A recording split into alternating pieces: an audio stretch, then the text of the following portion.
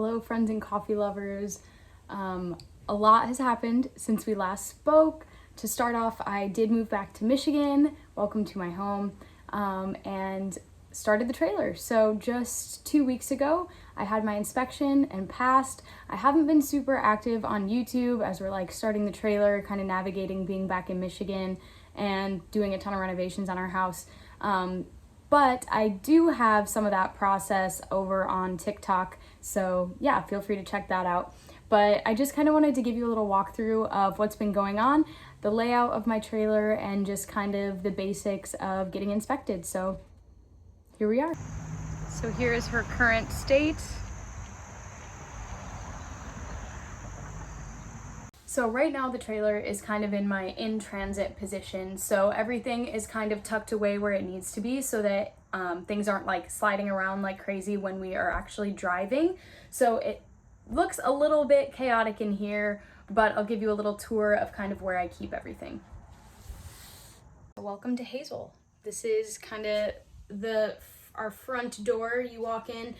It does get pretty hot in here, so I installed this little screen that I got from Amazon, and the magnets stick together, so if I want to keep that door open, no like bugs or critters can fly in. So yeah, I guess that's step one.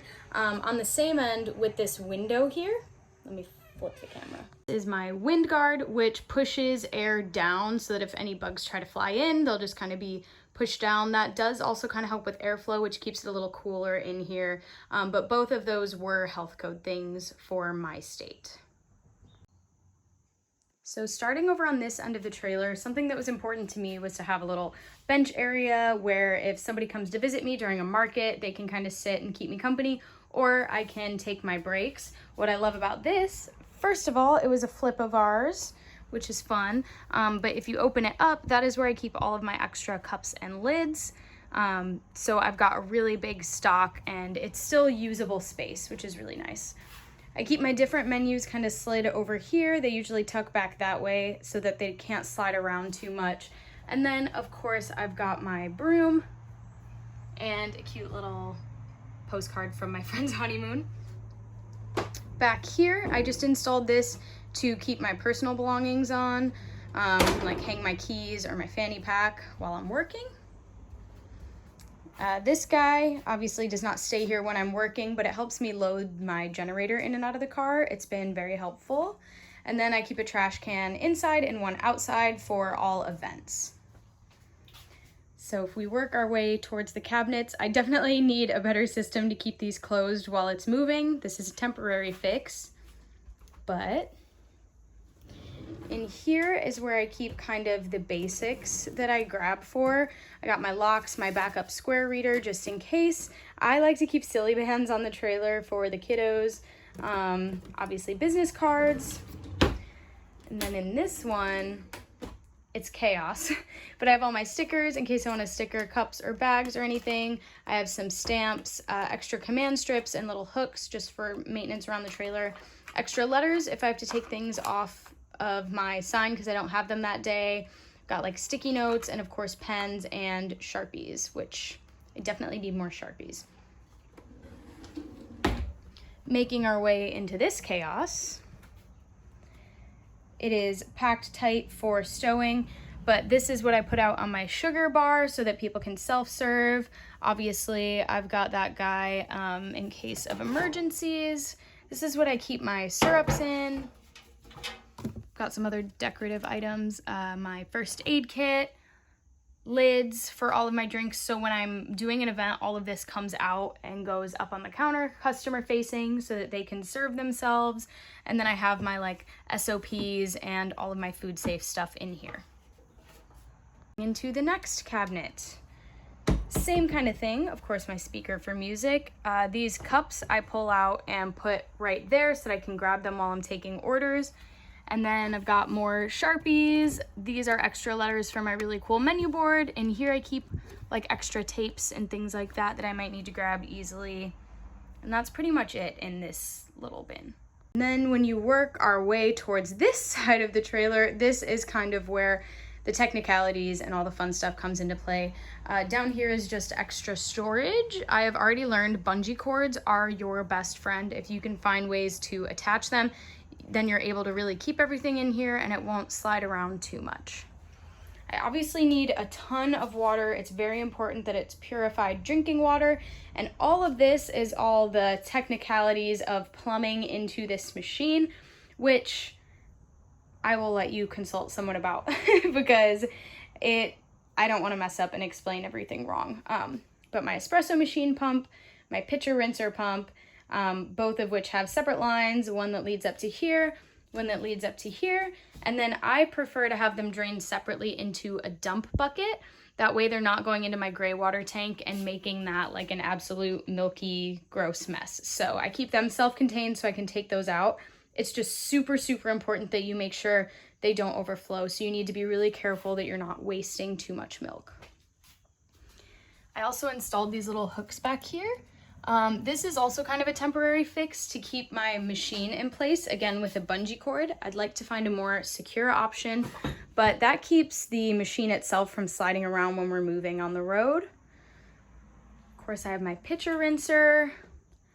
And then I installed these little hanging baskets just to keep some extras that I need to grab for quickly, or condiments like sprinkles, things like that. Based on the event, I can kind of adjust. Now going over to my sinks. Most counties, I would believe, will have you do a wash, rinse, sani, and a separate hand washing sink with this splash guard installed in between. So that's kind of my sink setup. Of course, hand soap and paper towels. And then down under here is my water tank, which is specifically for the sinks, and my gray water waste, which is also specifically for the sinks. I keep an extra trash thing over here for whoever is on bar. And then that is all my hot water tank and my pump for the sinks. So lots of electricity being used here. I keep my cooler here. This is what I fill with ice for my events, and I'm gonna have to slide that so I can show you what's in here.